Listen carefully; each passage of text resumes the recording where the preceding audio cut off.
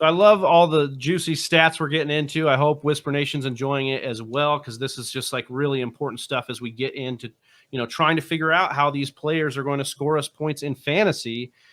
So talking about some of those indicators, Dwain, you state that the top indicators for predicting a breakout are previous fantasy football finishes, PFF receiving grade, and targets per route run. I think you also throw yards per route run in there. Can you talk about what yards per route run and targets per route run actually show us about a receiver?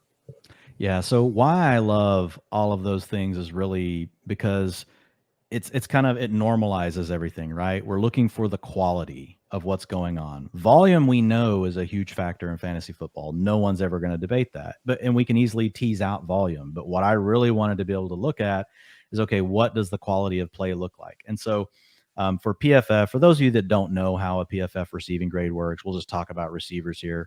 If a receiver goes out and just basically does their job, catches a 5-yard pass, doesn't do anything to make somebody miss a tackle or anything extra, they get graded as a 0. Every play is graded on a scale of -2 to +2. And then all of those get put together to ultimately, and they get normalized to give you a PFF receiving grade, where you'll see a player is 87.5, right? It's all based on, everything's getting scaled. And so Jamar Chase, I'll give you an example. That play we just talked about against the Chiefs. So he catches a pass for a first down. If you get a first down, you're at a plus 0.5 now on the PFF grading scale. Had that been a 7-yard reception on 3rd and 15, whenever the defense is playing soft coverage, you don't get a plus 0.5. That's why I love it. All of that context comes into play. Like, they actually want to stop you from getting a first down, and now you still got a first down. The defense didn't just give it to you by playing top coverage or something like that. So the first part is the 0.5 comes from getting the first down. Then he makes the first player miss. I think it was the safety. That's plus 0.5. He did something extra on his own. Then he created an angle, used acceleration, and outran everyone else on the football field. That's another plus 0.5. So that's a plus 1.5 play. And look, like over 90% of plays end up as a 0, right? For all the positions, right? It's right around that number. And so it's really around the most, you get more plus 0.5 plays than 1s and 1.5s and 2s. 2s are really rare. You just don't see that many. So what I love about that is it's all about like the player having to, and it's about them doing their job. It's independent of what, other people on the field are doing. Is the receiver doing their job? Is independent of the system doing their job? Yeah.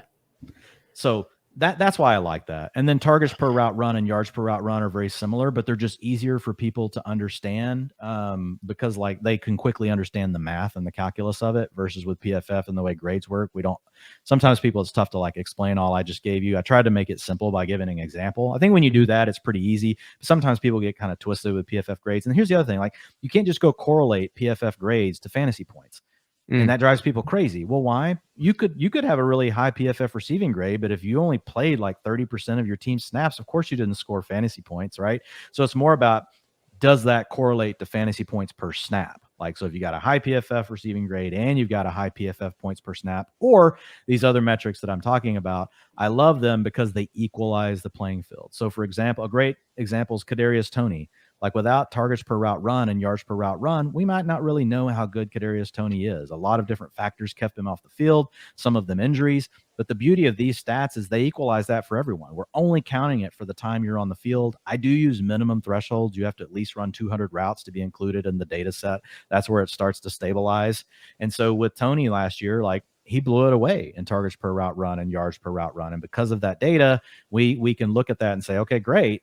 And his PFF receiving grade was also really good as a rookie, meaning if he can expand his role, this is a player, like if he can be on the field, I would expect him to be able to demand targets, right, in the Giants offense. So that's the beauty of these kind of stats. And that's what differentiates them from just target share, right? A target share is great. And a target share is if you add routes run plus targets per route run, it gives you target share. Those are the two pieces. Are you on the field? Are you good enough? That's going to drive your target share. So it all still comes back to target share, but it's just an easier way to quickly normalize without having to go back and take games out, take certain things out. It's just basically saying, when you were on the field, what were you able to do?